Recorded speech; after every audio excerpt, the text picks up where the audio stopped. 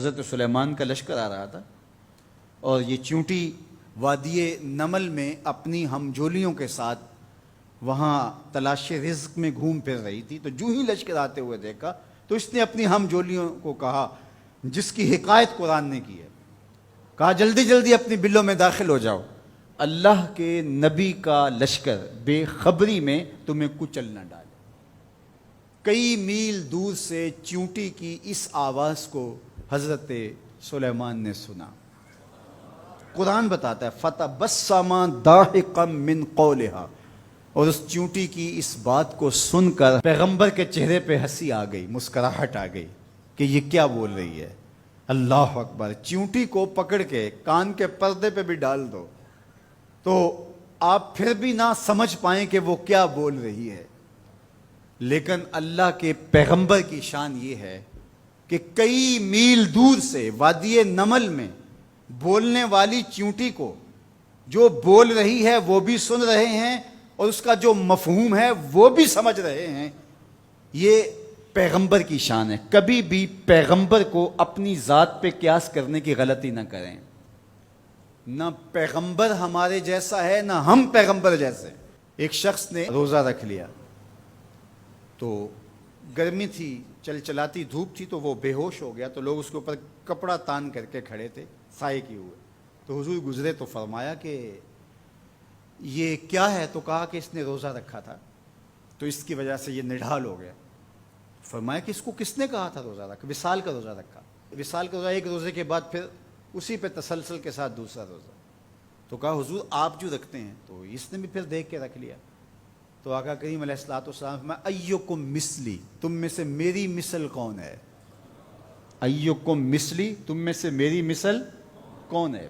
اور ایک دوسرے مقام پہ آقا کریم نے فرمایا لست کہیاتکم، میں تمہاری طرح نہیں ہوں۔ کبھی کہا ایکم مثلی، تم میری طرح نہیں ہو، کبھی کہا میں تمہاری طرح نہیں ہوں۔ تو یہ غلطی کبھی نہیں کرنی چاہیے کہ اپنے آپ کو نبی پر قیاس کریں یا نبی علیہ السلام کو اپنی ذات پہ قیاس کریں۔ اللہ نے ان کو جو صلاحیتیں، جو شانیں، جو عظمتیں اور جو امتیازات عطا کیے ہیں وہ انہی کا خاصہ ہے۔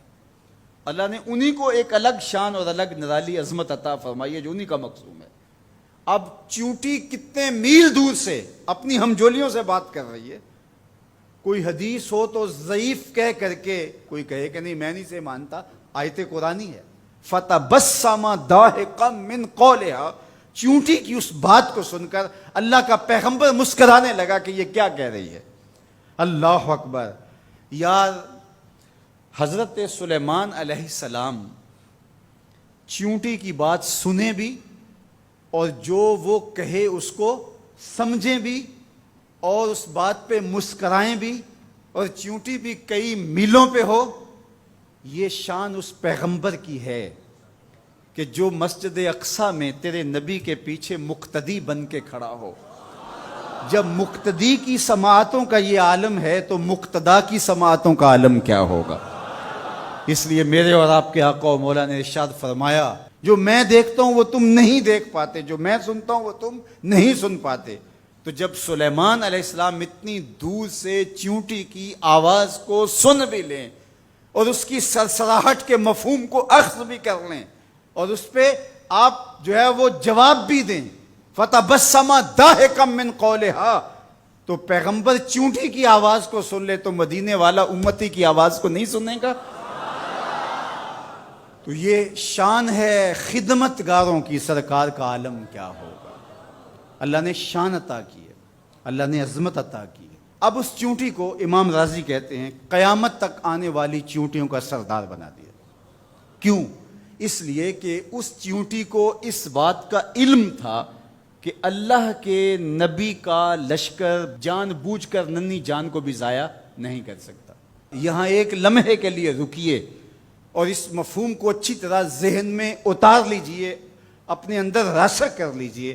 نبی کی تربیت پانے والا لشکر جان بوجھ کر کے ننھی جان کو بھی ضائع نہیں کر سکتا، اور جو اپنے بدن سے بم باندھ لے اور انسانوں کے انبوہ میں گھس جائے اور پھر بم پھٹے اور چھوٹے چھوٹے بچوں کے جسم کے ٹکڑے اور گوشت کے لوتھڑے بھی دیواروں سے چپک جائیں اور فرش خون سے بھر جائے اور وہ سینے پہ ہاتھ رکھ کے ذمہ داری قبول کرے، وہ نبی کا لشکر تو نہیں ہو سکتا، کسی شیطان کا لشکر ہو سکتا ہے۔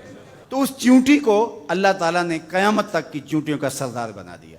قرآن مجید کی 114 صورتوں میں سے ایک صورت کا نام اس چیونٹی کے نام پہ رکھ دیا۔ کتنا بڑا اعزاز دیا اس چیونٹی کے نام پہ۔ سورہ النمل ذات کی چیونٹی ہے، لیکن پیغمبر کے تربیت یافتہ لوگوں کے مزاج کو جانتی ہے۔